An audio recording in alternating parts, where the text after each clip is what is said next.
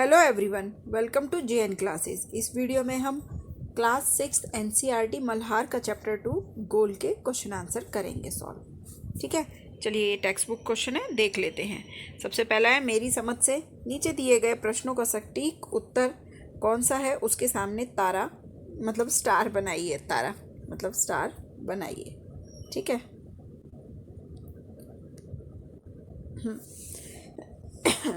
Number 1 है दोस्त। एक सेकेंड,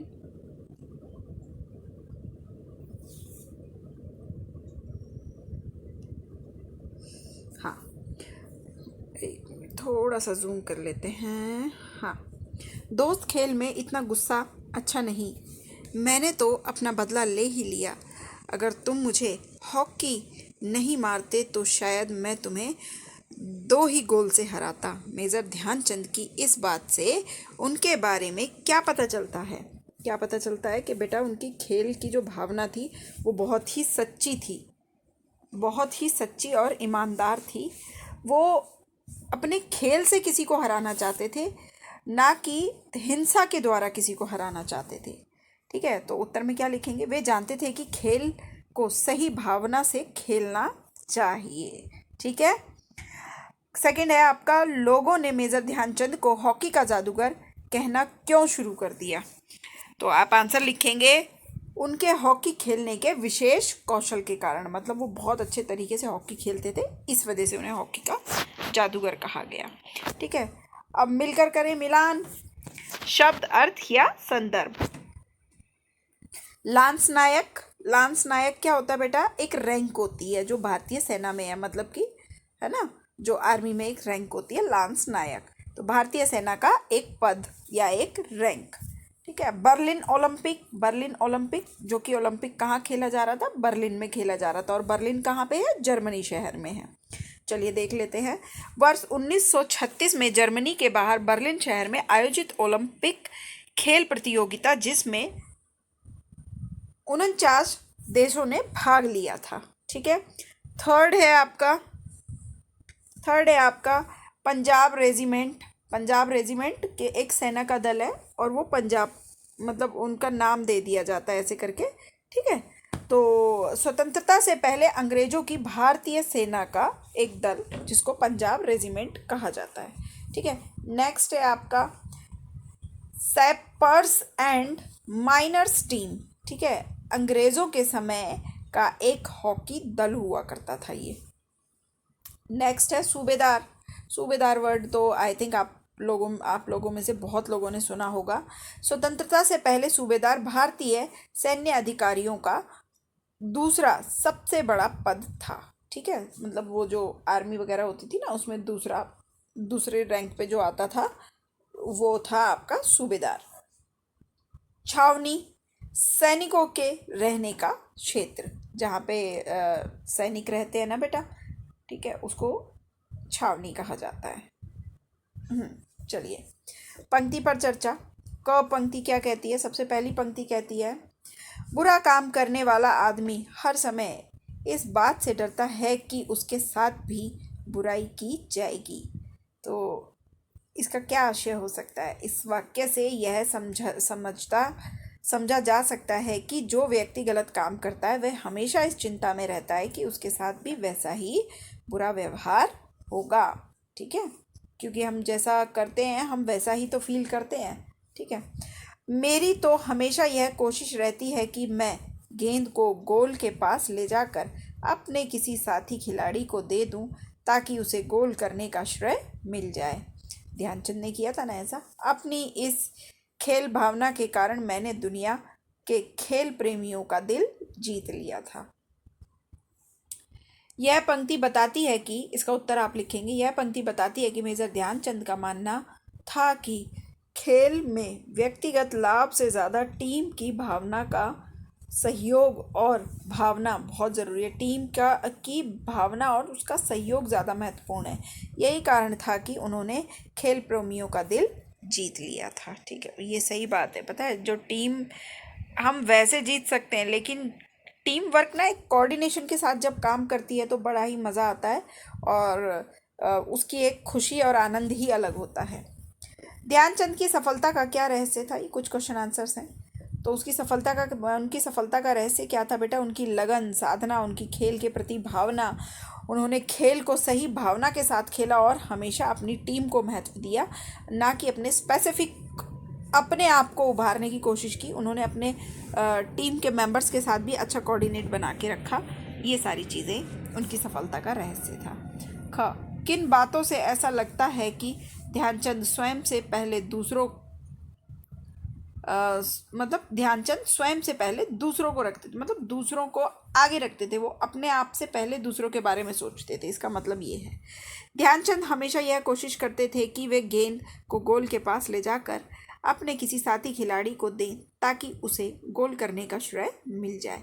उन्होंने हमेशा टीम को प्राथमिकता दी और अपने व्यक्तिगत लाभ से पहले टीम को जीत का महत्व दिया। उन दिनों मैं पंजाब रेजिमेंट की ओर से खेला करता था। इस वाक्य को पढ़कर ऐसा लगता है कि मानो लेखक आपसे यानी पाठक से, हम पाठक ही हैं बेटा, अपनी याद को साझा कर रहा है। इस पाठ में ऐसी और भी अनेक विशेष बातें दिखाई देती हैं, तो उनकी सूची बनानी है। जैसे क है, अपने अपने समूह में मिलकर इस संस्मरण की विशेषताओं की सूची बनाइए। अब ये आपसे कहा गया है, तो आप अपने ग्रुप में मिलकर के इनकी सूची बनाना है। अपने पाठ को पढ़ोगे, चैप्टर को दोबारा से पढ़ोगे बेटा, तो उसमें मिल जाएंगी। तो जो कुछ मुझे मिली है मैंने यहाँ पे लिखी है। नंबर 1 है, यह संस्मरण व्यक्तिगत अनुभवों पर आधारित है। उनके अपने व्यक्तिगत पर्सनल एक्सपीरियंस जो थे वो यहाँ बताए गए हैं। इसमें खेल भावना और अनुशासन को महत्व दिया गया है, मतलब हमारी जो खेल के प्रति सच्ची भावना होती है, ईमानदारी होती है, और जो डिसिप्लिन होता है उसको बताया गया है। लेखक की सरलता और टीम भावना को दर्शाया गया है। लेखक सरलता मतलब कि जो लेखक थे वो एकदम सरल, वो सिर्फ अपना भला नहीं चाहते थे, वो सबका भला चाहते थे, तो वो सब भी दिखाया गया है। प्रेरणादायक और शिक्षाप्रद है, और ये जो कहानी ऊपर जो भी बताई गई है, ये जो संस्मरण है एक, ये प्रेरणादायक और शिक्षाप्रद है हम सभी के लिए। चलिए, शब्दों से जोड़े निम्न प्रकार के, जैसे जैसे मेरे खेल में निखार आता गया वैसे वैसे मुझे तरक्की भी मिलती गई। इस वाक्य में जैसे जैसे और वैसे वैसे शब्दों के जोड़े हैं, जिनसे एक ही शब्द 2 बार उपयोग में लाया गया है। ऐसे जोड़ों को शब्द युग्म कहते हैं। आप भी ऐसे 5 शब्द युग्म लिखिए। एक, तो आप क्या लिखेंगे? धीरे धीरे, छोटे छोटे, बड़े बड़े, साफ साफ, ठीक है, ये सब हो जाएगा आपका। ठीक है, नेक्स्ट है आपका, खेल के मैदान में धक्का मुक्की और नोक झोंक की घटनाएं होती रहती हैं। इस वाक्य में भी आपको 2 शब्द, अब क्या, धक्का मुक्की नोक झोंक, ठीक है, ध्यान दीजिएगा बेटा, धक्का मुक्की नोक झोंक, ठीक है। इस वाक्य में आपको 2 शब्द युग्म दिखाई दिए हैं, लेकिन इन शब्द युग्मों के दोनों शब्द आपस में मिलते जुलते नहीं हैं। आप भी ऐसे 5 शब्द युग्म लिखिए जिनमें दोनों शब्द आपस में मिलते जुलते ना हो। तो बहुत ही ईजी है, आप लोग ऐसा दिन में हम कई बार बोलते भी रहते हैं ऐसे कुछ शब्द युग्म, जैसे आना जाना, खाना पीना, उठना बैठना, सोना जागना, हंसना रोना, ठीक है। कई बार हो जाता है ना, हंसना, मम्मी बोल देती हैं घर में, हंसना रोना बंद करो, ये काम करो, ठीक है। और ये बार बार बेटा आना जाना मत लगाओ, ठीक है, ऐसे करके खाना पीना खा लो, ठीक है। तो इस टाइप से, ठीक है। चलिए नेक्स्ट देख लेते हैं।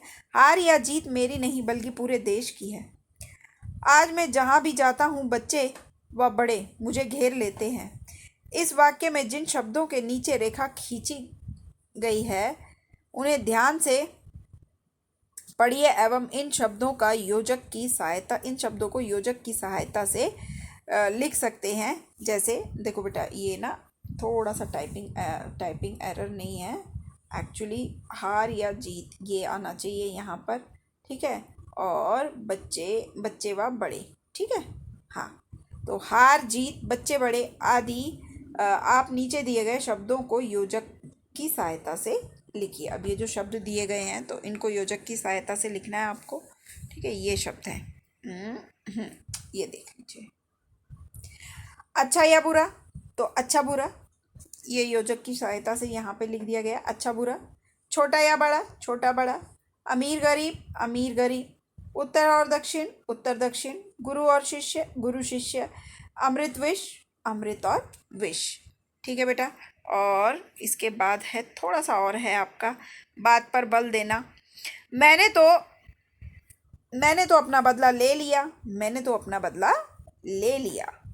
अब इसमें क्या है, इस वाक्य, इन दोनों वाक्यों में क्या अंतर है? एक तो है मैंने तो, सॉरी हाँ, माइनर सा डिफरेंस है। ऊपर देखिए, ये देखिए, मैंने तो अपना बदला ले ही लिया, और दूसरी बात क्या है, मैंने तो अपना बदला ले लिया। इन दोनों वाक्यों में क्या अंतर है, ध्यान दीजिए और बताइए। ये सही पहचान, दूसरे वाक्य में एक शब्द कम है, उस एक शब्द के न होने से वाक्य के अर्थ में थोड़ा अंतर आ गया है। हम अपनी बात पर बल देने के लिए कुछ विशेष शब्दों का प्रयोग करते हैं, जैसे ही, भी, तो आदि।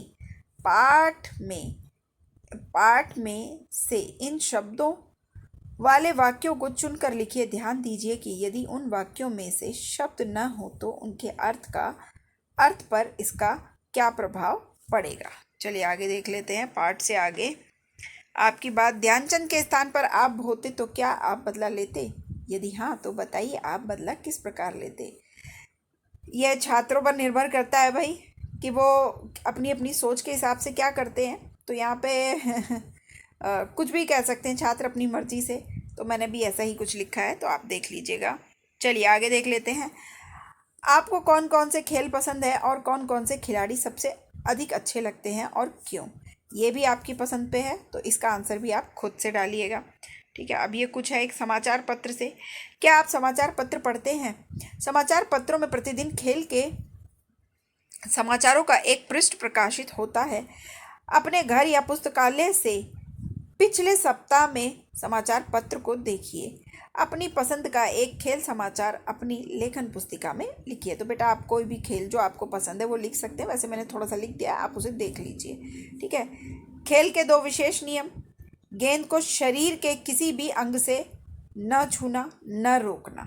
ठीक है। नंबर 2, गेंद को हवाई शॉट ना मारना, गेंद का हवाई शॉट ना मारना और न उससे हवा में शॉट लगाकर साथी खिलाड़ी को पास देना। बाकी लकड़ी से आप गेंद को रोक सकते हैं या हिट कर सकते हैं। हॉकी खेलते हैं ना, तब ऐसा कुछ होता है, ये वहीं से मैंने दिया है। ठीक है। आगे जैसे कि बता चुके हैं, जो दल बीच की रेखा को पार करके विरोधी दल के क्षेत्र में अधिक से अधिक दबाव या प्रवेश बनाए रखता है, वही क्या होता है, विजयी होता है। और इसी के साथ आपके ये एक्सरसाइज ख़त्म होती है। आई होप आपको वीडियो पसंद आई होगी। और अगर आपको वीडियो पसंद आए तो प्लीज़ चैनल को लाइक, शेयर और सब्सक्राइब करना बिल्कुल ना भूलें। और कमेंट सेक्शन में ज़रूर बताएं कि अब मैं आपको जो क्लास 6 की नई एनसीईआरटी आ गई हैं सारी की सारी हमारी, जैसे कि क्यूरियोसिटी हो गई, मैथ की गणिता प्रकाश हो गई, तो आप मुझे बताएं कि पहले मैं अब किसके चैप्टर आपको करा दूं। क्योंकि बेटा मैं सोच रही हूँ कि आपके कम से कम 4-4, 5-5 चैप्टर एक एक बुक से करा दूं पहले। तो आप मुझे बताइएगा हिंदी के बाद में फिर कौन सी बुक उठा लूँ, इंग्लिश उठा लूँ, साइंस उठा लूँ, सोशल उठा लूँ। मतलब उठा लूँ का मतलब है कि करा दूँ। ठीक है।